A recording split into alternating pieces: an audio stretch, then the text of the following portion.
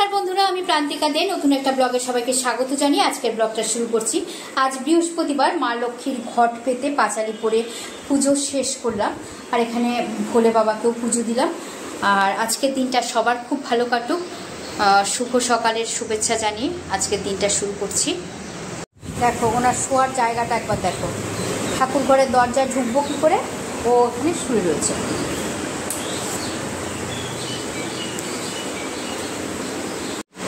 ঘরে পুজো দিয়েছিলাম, আর পুজোর আপেল কচর মচর করে খাচ্ছে বসে বসে।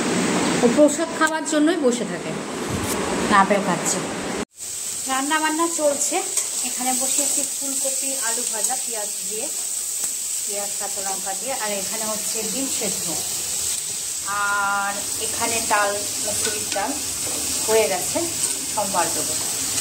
আর এখানে চাল ধুয়ে রেখেছি, ভাত বসাইনি এখনো, বাকি রয়েছে মাছ হবে আর ভাতটা বসাবো, এটা হলেই হয়ে যায়। রুটি হয়ে গেছে, ভাজাটা আর এখানে ডিম সেদ্ধ হলেই ওদের সবাইকে ব্রেকফাস্ট দিয়ে দেবো। ভাজাটা ডিম সেদ্ধর জন্য অপেক্ষা। বলুন তো এটা কি কি ভাবছেন? ফুলকপির তরকারি? একদমই না, দেখাচ্ছি এটা কি। কেউ যদি খায়, খেয়ে কিন্তু বুঝবে না যে এটা একদম তেল ছাড়া, একদমই বোঝা যাবে না। যারা ডায়েটে রয়েছেন, যারা ফাস্টিংয়ের মধ্যে রয়েছেন, তো ওদের পক্ষে তো ভীষণই ভালো, কারণ প্রতিদিন একই রান্না, তেল মশলা রান্না তো খাওয়া যায় না। এভাবে রান্না করে খেলে কিন্তু খেতেও স্বাদ লাগে, আর তেল মশলাটাও গেল না, তেল তো এক ফোঁটাও গেল না। তো এটা কিন্তু করে আপনারা খেতে পারেন। কি বোঝা যাচ্ছে? এটা হলো চিকেন, একদম ছোট ছোট পিস করে কেটেছি, কেটে একদম তেল ছাড়া। এই রান্নাটা কিন্তু একদম তেল ছাড়া।